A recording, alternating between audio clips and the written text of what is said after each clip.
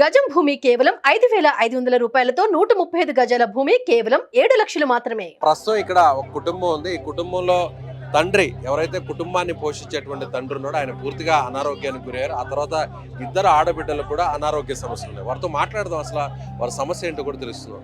మా ఎక్కడి నుంచి వచ్చారు? సార్, నేను నాగర్ కర్నూలులో ఉన్న తలుపునూరు గ్రామం నుంచి వచ్చాను. అయితే మార్నింగ్ 4కి వచ్చాను, కానీ సీఎం సార్ లేరు, ఢిల్లీ వెళ్ళారా అని చెప్తున్నారు. మేము ఎప్పటి నుంచో వచ్చి వెళ్తున్నాం, కానీ అసలు మమ్మల్ని పట్టించుకోవట్లేదు. ఇంకా పోలీస్ వాళ్ళు కూడా మమ్మల్ని ఏంటి అది అని బెదిరిస్తున్నారు. ఇచ్చారా మీ అర్జీ, ఫిర్యాదు మీరు ఇచ్చినాం సార్, కానీ అన్ని పేపర్లో మాదే చూస్తారు, మాదే విచారణ చేస్తారు అనేసి ఏంటి అనేసి అడుగుతున్నాం. మేము అందరం ఓట్లేసి. అసలు మీ సమస్య ఏంటో చెప్పండి అమ్మా. అంటే ఏం బాలేదు, ఏంటి సమస్య, ఎప్పటి నుంచి మారచ్చు? మా డాడీకి లంగ్స్ మొత్తం ఖరాబ్ అయినాయి సార్. ఇంకా నాకు మా చెల్లికి ఆపరేషన్స్ అయినాయి. మా మమ్మీ ఒక్కతే కష్టపడాలి. మేము పూరి గుడిసెలో ఉంటున్నాము. మాకు ఇల్లు లేదు, ఏం లేదు, ఒక భూమి కూడా లేదు. అసలు ఒక పూట తిండి తిని ఒక పూట తినకుండా పడుకుంటాము. మా చెల్లికి డబ్బులు లేక మా చెల్లిని చదివించుకోలేక నేను ఒక్కదానే కష్టపడి చదువుకుంటున్నాను. అయినా మా ఫ్యామిలీ ఆమె ఒక్కతే చేయడం వల్ల అసలు ఏం ముందడికి వెళ్ళట్లేదు. ఇంకా ముందు మా పెళ్ళిళ్ళు అలా చేయాలనేసి ఆమె టెన్షన్ పడి ఆమె ఆరోగ్యం కూడా ఖరాబ్ కావడానికి వస్తుంది. మీరైనా మమ్మల్ని కొంచెం మీడియా ముందరికి తీసుకెళ్లారు, మీకు ధన్యవాదాలు. ఇంకా మమ్మల్ని ఇంకా ఏంటి నాన్న సమస్య ఏంటి? లంగ్స్ ఎందుకు ఖరాబ్ అయ్యి ఏంటి ప్రాబ్లం ఏమన్నా? టీబీ వచ్చింది సార్. టీబీ వచ్చిందా? లివర్లు ఖరాబ్ అయినాయి. చాలా రోజుల నుంచి చాలా కష్టపడుతున్నా సార్. నేను ఇద్దరు పిల్లలకు ఆపరేషన్లు అయినాయి. ఆపరేషన్ అయినాక ఆయన ఆరోగ్యం కూడా ఖరాబ్ అయిపోయింది సార్. ఒక్కదాని కష్టం చేయాలి, ఇద్దరు జాకాలి. ఒక్క అమ్మాయికి శాత కాక ఒక అమ్మాయిని చదివించుకుంటున్నా సార్. చాలా పరిస్థితి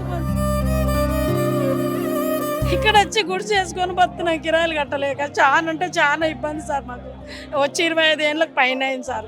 ఇప్పుడు మీ ఆయనకి టీబీ అంటున్నారు కదా, టీబీ వచ్చి ఆయన ఇప్పుడు మంచానికే పరిమితం అయ్యారా? హాస్పిటల్కి తీసుకుపోతున్నా, ఇంటికన్నా ఉంటాడు సార్. పనికి నేను చేయడు, ఒక్కదాని చేయాలి. వీళ్ళిద్దరు ముగ్గురిని సాకాలి. ఒక అమ్మాయినే చదివిస్తున్నా, ఇంకొక అమ్మాయినే చదివిస్తున్నా. ఈమె 11 ఇంటర్మీడియట్ చదువుతుంది. అవును, చిన్న పాపకు కూడా ఏదో ప్రాబ్లం అంటారు కదా, ఏంటి? టాయిలెట్ రాకపోతే ఆపరేషన్ చేసిరు సార్. ఈమెకేమో కాలుకు చేసిరు సార్. ఇద్దరికి ప్రాబ్లమ్స్ అయినాక ఇద్దరం చేసే వాళ్ళే ఉన్నాం. ఇప్పుడు ఆయన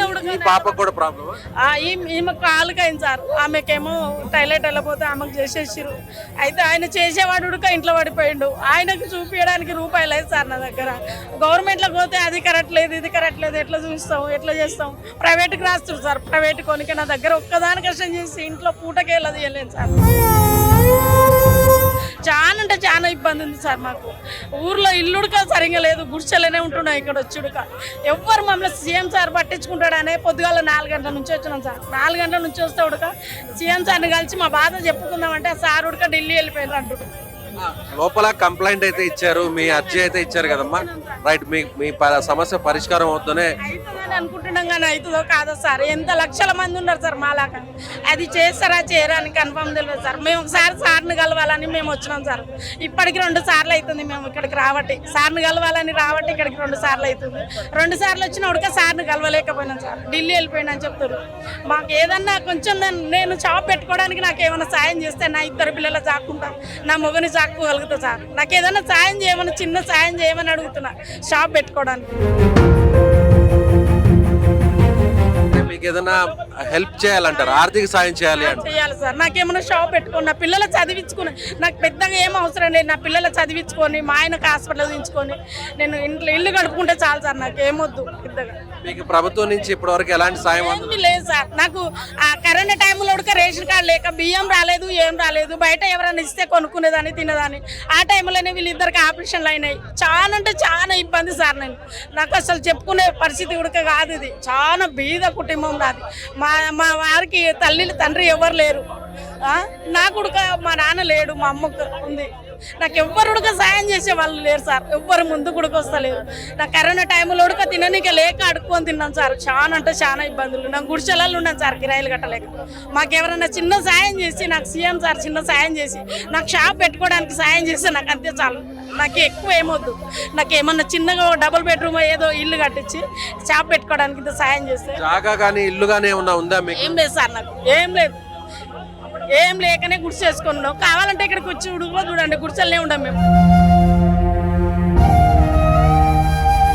మీ అడ్రస్ మీ ఇల్లు ఎక్కడ చెప్తారా? ఐత్ నగర్ సార్, బాగలైతే ఐత్ నగర్, అక్కడే ఉంటుంది. ఎక్కడ? బాగలైతల ఐత్ నగర్. ఏ జిల్లా కింద వస్తుంది? ఏ మండలం? డిస్టిక్ ఎక్కడమ్మా?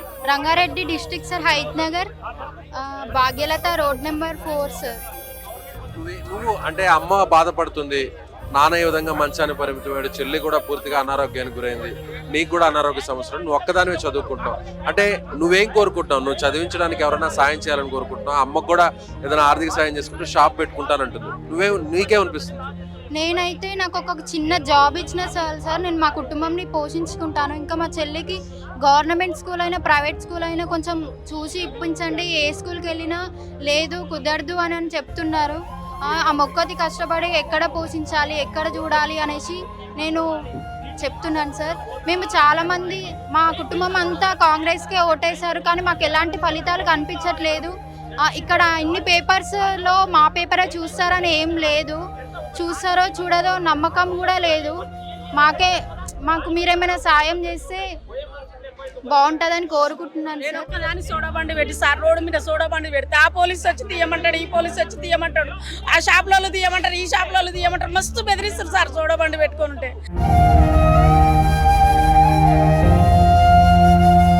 ఆ ఒక్కదాని మీద నా పిల్లలు పోషించుకోవాలి, నేను బతకాలి, మా ఆయనకు హాస్పిటల్ చూపించాలి. ఒక ఆమెను చదివించలేక ఇంట్లోనే వేసేసుకున్నా. ఆమె ఇళ్ళలో పని చేస్తుంది, వాళ్ళ డాడీకి హాస్పిటల్ చూపించడానికి. చాలా అంటే చాలా బాధలో ఉన్నాం సార్. నాకు ఏదన్నా షాప్ పెట్టుకోవడానికి సాయం చేయండి. నా పిల్లలు మీరు సోడా బండి పెట్టుకొని నడుపుతున్నారా? సోడా బండి సార్, రోడ్డు మీద సోడా బండి పెడితే వాళ్ళు వచ్చి తీయమంటారు, వీళ్ళు వచ్చి తీయమంటారు, ఆ డబ్బులు అడుగుతుండ్రు. చాలా అంటే చాలా హింసిస్తున్నారు సార్, నన్ను చాలా హింసిస్తున్నారు. నాకు అది నడిస్తేనే నా పిల్లలకు భవిష్యత్తు నడవాలి, లేకపోతే లేదు. నా పరిస్థితి బాగాలేక ఒక అమ్మాయిని చదివేలేక ఇంట్లోనే పెట్టుకున్నా సార్, ఒకదాన్ని చదివిస్తున్నా. నాకేమన్నా సాయం, చిన్న సాయం, నాకు షాప్ పెట్టుకోవడానికి సాయం చేస్తే మీకు చాలు సార్, అంతే. చాలా రకమైన సర్టిఫికెట్లు వచ్చాయి స్పోర్ట్స్లో, ఇవన్నీ చూసి మీరు ఏమైనా నాకు జాబ్ ఇప్పించగలరనేసి. నీకు కరాటేలో కూడా ఏదో సర్టిఫికేట్స్ ఉన్నాయి. Gold belt sir, brown belt, gold medal. ఇంకా పంజాబ్కి తీసుకెళ్తా ఉన్నారు, కానీ అప్పుడే కరోనా వచ్చేసింది కాబట్టి ఎక్కడికి వెళ్ళలేకపోయినాను. నేను ఫస్ట్ TSWRS స్కూల్లో చదువుకున్నాను, ఇప్పుడు బయట చదువుకుంటున్నాను, ఇంట్లో పరిస్థితులు బాగాలేక.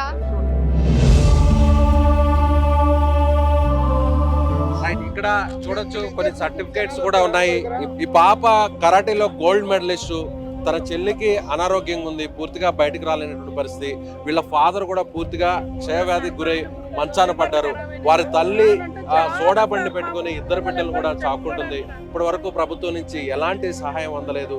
సో ఈ పాపను చదివించాలి, ఇంటర్మీడియట్ చదువుతున్నటువంటి ఈ పాపకు ఎవరైనా దాతలు ముందుకొచ్చి లేదా ప్రభుత్వం ముందుకొచ్చి సహాయం చేయాలి. అలాగే వారి తండ్రికి కూడా పూర్తిగా అనారోగ్యానికి గురయ్యారు కాబట్టి ఆయన ఆ మందులు కావచ్చు, హాస్పిటల్లో ట్రీట్మెంట్ కావచ్చు, గవర్నమెంట్ సహాయం చేయాలని చెప్పి ఈ ఫ్యామిలీ కోరుకుంటుంది. నిజంగా రోడ్డు మీద ఒక తల్లి ఇద్దరు ఆడబిడ్డల్ని పోషిస్తూ ఓవైపు అనారోగ్యానికి గురై మంచాన పడినటువంటి భర్తను కూడా సాగుతున్నటువంటి ఈ కుటుంబాన్ని ప్రభుత్వం ఆదుకోవాలి. రేవంత్ రెడ్డి ప్రభుత్వం ఖచ్చితంగా ఆర్థిక సహాయం అందించి ఈమెకి ఏదైనా షాప్ పెట్టుకునే విధంగా కూడా సహకారం అందించాలని ఈ కుటుంబం కోరుకుంటుంది. కెమెరామెన్ నరేష్తో విజయ్, సుమన్ టీవీ, హైదరాబాద్ నుంచి.